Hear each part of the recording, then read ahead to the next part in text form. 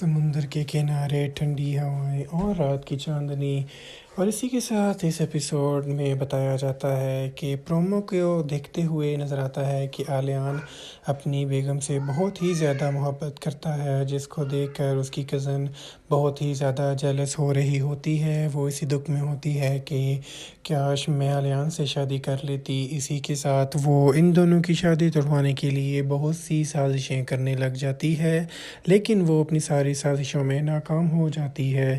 اسی کے ساتھ اس کی بہن کو پتہ بھی چل جاتا ہے کہ وہ کن کاموں میں لگی ہوئی ہے۔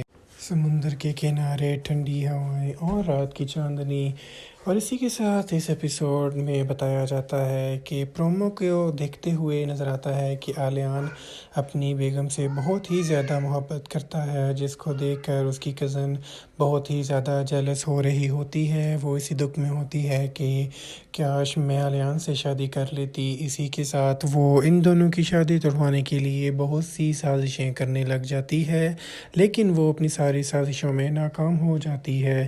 اسی کے ساتھ اس کی بہن کو پتہ بھی چل جاتا ہے کہ وہ کن کاموں میں لگی ہوئی ہے۔ سمندر کے کنارے ٹھنڈی ہوائیں اور رات کی چاندنی، اور اسی کے ساتھ اس ایپیسوڈ میں بتایا جاتا ہے کہ پرومو کو دیکھتے ہوئے نظر آتا ہے کہ عالیان اپنی بیگم سے بہت ہی زیادہ محبت کرتا ہے، جس کو دیکھ کر اس کی کزن بہت ہی زیادہ جیلس ہو رہی ہوتی ہے۔ وہ اسی دکھ میں ہوتی ہے کہ کاش میں عالیان سے شادی کر لیتی۔ اسی کے ساتھ وہ ان دونوں کی شادی توڑوانے کے لیے بہت سی سازشیں کرنے لگ جاتی ہے، لیکن وہ اپنی ساری سازشوں میں ناکام ہو جاتی ہے۔ اسی کے ساتھ اس کی بہن کو پتہ بھی چل جاتا ہے کہ وہ کن کاموں میں لگی ہوئی ہے۔ سمندر کے کنارے ٹھنڈی ہوائیں اور رات کی چاندنی، اور اسی کے ساتھ اس ایپیسوڈ میں بتایا جاتا ہے کہ پرومو کو دیکھتے ہوئے نظر آتا ہے کہ عالیان اپنی بیگم سے بہت ہی زیادہ محبت کرتا ہے، جس کو دیکھ کر اس کی کزن